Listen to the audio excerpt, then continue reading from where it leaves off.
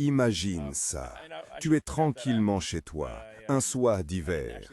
Soudain, une notification sur ton téléphone, un virement suspect de ta banque. Panique à bord. Tu cliques sur le lien du SMS, censé te rediriger vers le site officiel.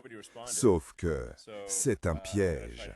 Ton écran devient noir, un crâne pixelisé apparaît et un message glaçant s'affiche. Toutes vos données sont cryptées. Payez la rançon ou adieu vos souvenirs. Le pire, l'architecte de ce cauchemar n'est pas un hacker surdoué, mais un simple amateur qui a loué une IA malveillante sur le dark web pour quelques dizaines de dollars. Bienvenue dans l'ère de la cybercriminalité boostée à l'intelligence artificielle. Ce n'est plus de la science-fiction, c'est la réalité. Des outils autrefois réservés à une élite de hackers sont désormais à la portée de n'importe qui. L'IA est devenue le bras armé des cybercriminels, capable de créer des arnaques sur mesure, quasi indétectables et à une échelle industrielle. Pourquoi une telle explosion ? Comment ces outils fonctionnent-ils? Et surtout, comment pouvons-nous nous défendre face à cette menace grandissante? C'est ce que nous allons explorer ensemble. Accroche-toi, car ce que tu vas découvrir risque de changer radicalement ta vision de la sécurité en ligne. Like maintenant si tu veux plonger dans les bas-fonds numériques et découvrir les secrets de l'IA malveillante. Pour bien comprendre l'ampleur du phénomène, il faut d'abord naviguer dans les eaux troubles du dark web. Imagine un iceberg. La partie visible, c'est le web que tu utilises tous les jours. Google, YouTube, les réseaux sociaux. Juste en dessous, c'est le Deep Web, l'immense zone non indexée par les moteurs de recherche qui contient tes boîtes mail, les bases de données d'entreprise, les documents administratifs. Et tout au fond, dans les abysses, se cache le Dark Web. Une infime partie du Deep Web, accessible uniquement via des réseaux anonymes comme Tor qui garantissent un anonymat quasi total. Historiquement, le dark web a toujours été un marché noir numérique, drogue, armes, données volées.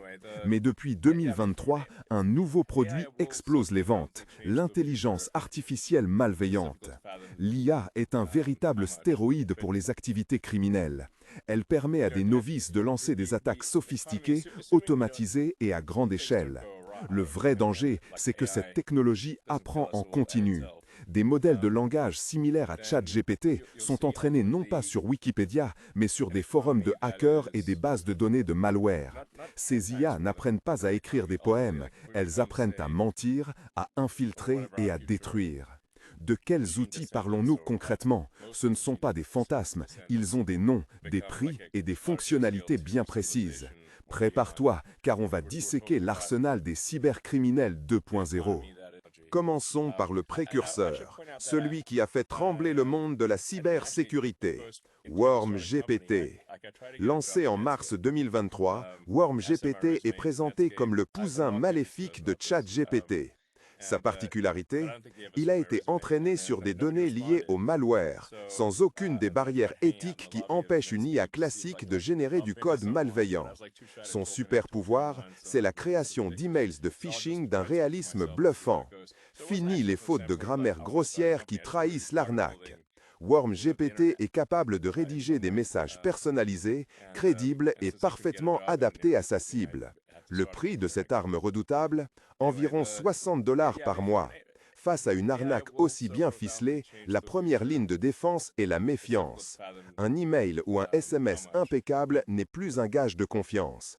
Vérifie toujours l'adresse de l'expéditeur et suspecte toute demande inhabituelle.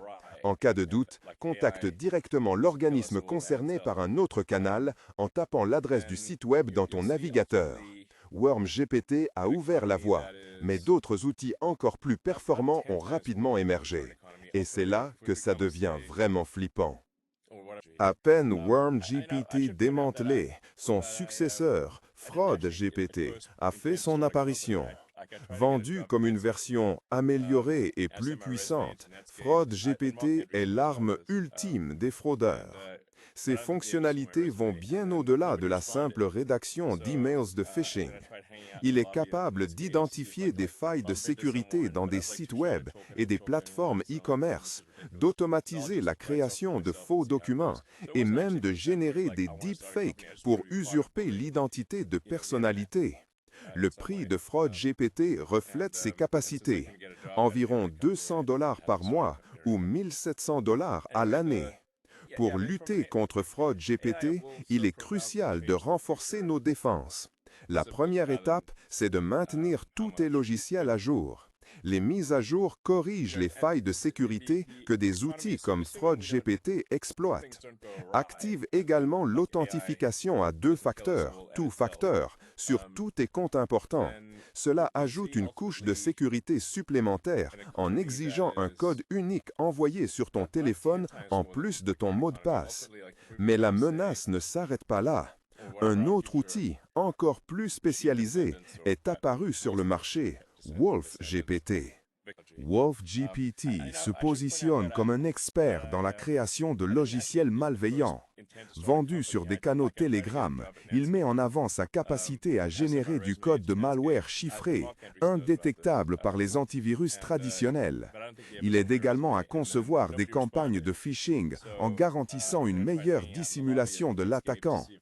Imagine, un hacker amateur utilise WolfGPT pour créer un ransomware sophistiqué, capable de crypter les données de toute une entreprise en quelques heures.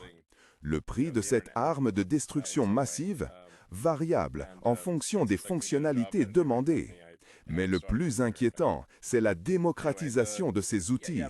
Des alternatives low-cost, comme EvilGPT, sont apparues sur le marché, rendant la cybercriminalité accessible à tous.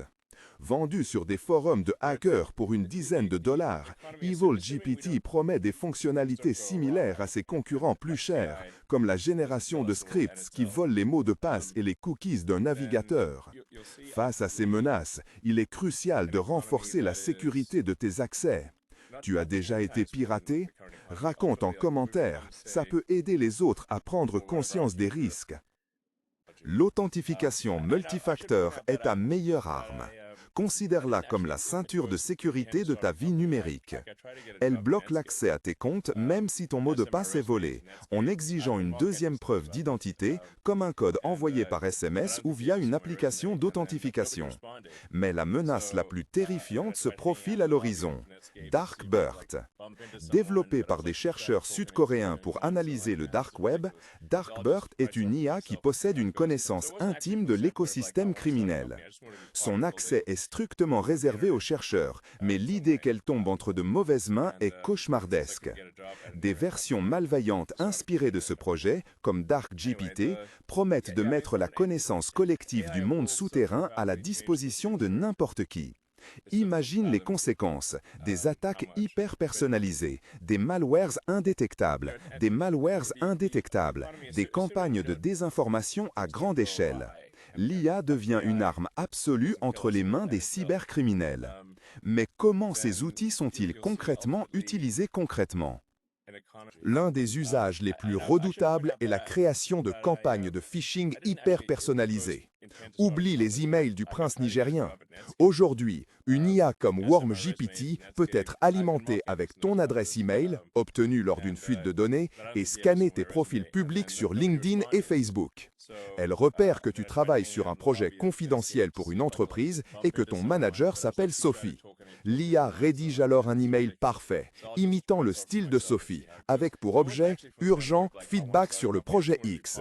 Le corps du message est crédible, sans faute, et le lien malveillant est déguisé en document partagé.